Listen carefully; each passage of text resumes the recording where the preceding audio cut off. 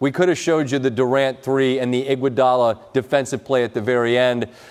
So much complaining that's gone on this NBA postseason has been warranted because so few of the games have been compelling. Tonight provided what we have been waiting on basically for a year. Too many small moments to count, but every moment felt contested. And that is what made the game in full so satisfying. A subtle pass here, and then the obvious plays made by superstars who play that way on both sides. And then in the end, an 11-0 run from Golden State on the road, featuring a three from Kevin Durant as he's walking the ball up court. I'm saying, take a three, take a three. Not rooting for anything, but it just appears that that shot is there for him to take, and he rises to meet that moment and delivers. And in the end, Golden State not only wins, they win by 5. Tim Legler is here alongside, and let's just watch this final sequence together. Yes, and you tell me what you're seeing and your thoughts on how Golden State manages to close this out. Here off the miss,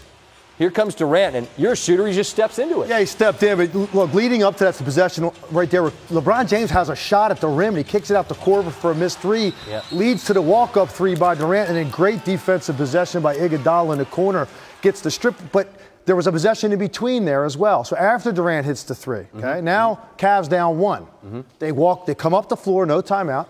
Kyrie goes into over-dribble mode, which all night long he was spectacular because he wasn't doing that. He was quickly going to the rim. He goes over dribble in a one-on-one situation with a step-back three-pointer, hadn't made a perimeter shot the entire night. So there's two really critical possessions for Cleveland when they played an almost perfect game offensively.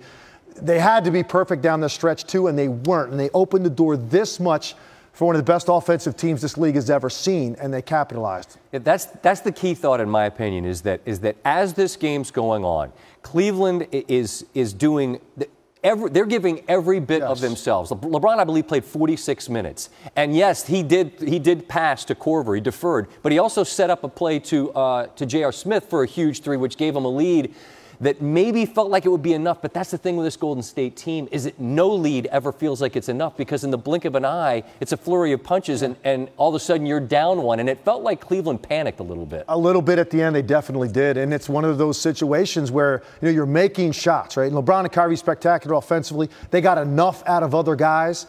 You're making shots, and you feel like you're playing well offensively, but they're always right there. They're within striking distance, Golden State. And Durant, who had 1 point in the third quarter, very quiet quarter, goes off in the fourth when they need him the most. After Curry and Klay had been great all night, Durant takes over the game because they have so many options, Scott, that your margin for error is so small on critical possessions. If you're lucky enough to manage this to a one-possession game where you have the lead inside of a minute, you've got to be great on those possessions. And whether that means, Korver makes that three in the corner, it's going to take that. It's going to take LeBron, not getting stripped, Kyrie making that pull-up jumper. Any of those things don't go your way, you're giving the ball to the hands of a team that's just got elite-level killers. And Durant settled matters with that walk-up three. To me, that was a demoralizing shot. You could even see LeBron's body language after that ball went in. Couldn't believe he's looking up 25 seconds ago, and we are down the way that we have played tonight and the way that I have played. So you can get the gut punch right there with that walk-up. I completely agree. I mean, to give everything you have and to feel like you've led from the balance of the last few minutes of the third to suddenly now we're down.